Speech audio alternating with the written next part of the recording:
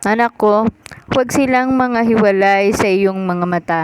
Ingatan mo ang magaling na karunungan at ang kabaitan. Sa gayoy magiging buhay sila sa iyong kaluluwa at biyaya sa iyong leeg. Kung magkagayoy lalakad ka ng iyong lakad na tiwasay at ang iyong paa ay hindi matitisod. Pagka ikaw ay nahiga, hindi ka matatakot. Oo, ikaw ay mahihiga at ang iyong tulog ay magiging mahimbing. Huwag kang matakot ng biglang pagkatakot, ni sa pagkabuwal man ng masama pagka dumarating. Sapagkat ang Panginoon ay magiging iyong pagtitiwala at iingatan ang iyong paa sa pagkahuli. Huwag mong ikait ang mabuti sa kinauukulan pagka nasa kapangyarihan ng iyong kamay na ito'y gawin. Huwag mong sabihin sa iyong kapwa, yumaon ka at bumalik uli, at bukas ay magbibigay ako pagka ikaw ay mayroon. Huwag kang kumatha ng kasamaan laban sa iyong kapwa na palibhasa ay tumatahang tiwasay sa siping mo.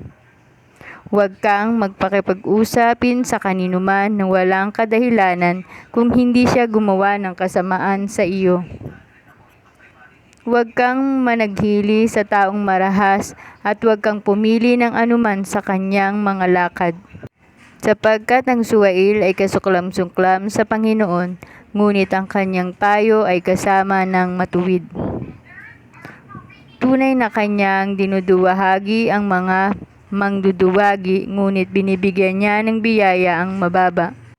Ang pantas ay magmamana ng kaluluhatian, ngunit kahihiyan ay magiging ganti sa mga mangmang.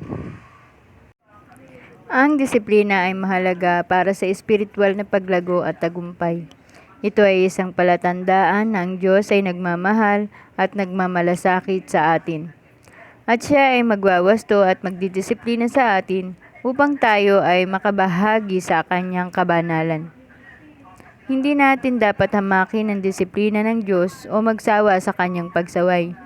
Dapat nating yakapin at pasalamatan ang kanyang pagtutuwid, sapagkat ito ay isang paraan ng kanyang pag-ibig at isang landas sa karunungan at pangunawa. Hindi natin dapat idirekta ang ating sariling mga hakbang, ngunit magtiwala sa patnubay at direksyon ng Diyos para sa ating buhay. Ang disiplina ay para sa makatarungan, at ang mga may matatag na puso ay magmamana ng lupain at magtatamasa ng mga pagpapala nito.